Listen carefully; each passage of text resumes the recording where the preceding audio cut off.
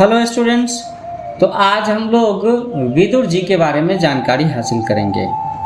वो महाभारत के important characters में से एक हैं और हमारी सीरीज चल रही है बाल महाभारत। तो आज विदुर के बारे में। विचित्रवीर्य की रानी अंबालिका की दासी की कोख से धर्मदेव का जन्म हुआ था। किसके कोख से? अंबालिका की दासी है ना, सेविका। वह ही आगे चलकर के विदुर के नाम से प्रख्यात हुए। धर्मशास्त्र तथा राजनीति में उनका ज्ञान अथाह था। वह बड़े ही निष्पृह थे, क्रोध उन्हें छू तक नहीं गया था। युवावस्था में ही पितामह भीष्म ने उन्हें विवेक तथा ज्ञान से प्रभावित होकर के उन्हें राजा धृतराष्ट्र का प्रधानमंत्री नियुक्त कर दिया था। जिस समय धृतराष्ट्र ने दुर्योधन को जुआ खेलने की अनुमति दी, विदुर ने धृतराष्ट्र से बहुत आग्रहपूर्वक निवेदन किया कि राजन, मुझे आपका यह काम ठीक नहीं जंचता। इस खेल के कारण आपके बेटों में आपस में बैर भाव बढ़ेगा, है ना, वो आपस में झगड़ेंगे, इसे रोक दीजिए। धृतराष्ट्र विदुर की बात से प्रभावित हुए और अपने बेटे दुर्योधन को अकेले में बुला करके उससे इस कुचाल, है ना, कुचाल का मतलब है गंदी चाल, से रोकने की कोशिश की। बड़े प्रेम के साथ वो बोले कि गांधारी के लाल, विदुर बड़ा बुद्धिमान है और हमेशा हमारा भला चाहता है। उसने कहा और उसके कहा मानने में ही हमारी भलाई है। तो वत्स, जुआ खेलने का विचार छोड़ दो। वत्स पुत्र को कहते हैं संस्कृत में।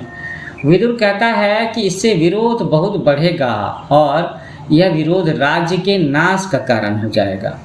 तो छोड़ दो इस विचार को। कौन सा विचार? जुआ खेलने का विचार, चौसर खेलने का विचार। तो धृतराष्ट्र ने वैसे अपने बेटे को सही रास्ते पर लाने की कोशिश की, किंतु दुर्योधन नहीं माना। वृद्ध धृतराष्ट्र अपने बेटे से बहुत स्नेह करते थे और कभी कभी वो आंखों से तो अंधे थे ही, अपने पुत्र के स्नेह में भी वो अंधे हो जाते थे और अपनी इस कमजोरी के कारण उसका अनुरोध वो टाल न सके और युधिष्ठिर को जुआ खेलने का न्योता भेजना ही पड़ा। धृतराष्ट्र पर बस ना चला तो विदुर युधिष्ठिर के पास गए और उनको जुआ खेलने को जाने से रोकने का प्रयत्न किया। युधिष्ठिर ने विदुर की सब बातें बड़ी ध्यान से सुनी और बड़े आदर के साथ बोले कि चाचा जी, मैं ये सब बात तो मानता हूँ, पर जब काका धृतराष्ट्र बुलाएं तो मैं कैसे इनकार करूँ। काका का मतलब है चाचा। युद्ध या खेल के लिए बुलाए जाने पर न जाना क्षत्रिय का धर्म तो नहीं है ना। और ये कह करके युधिष्ठिर क्षत्रिय कुल की मर्यादा रखने के लिए जुआ खेलने चले गए। तो आज हम लोगों ने थोड़ी सी जानकारी शेयर की विदुर जी के बारे में।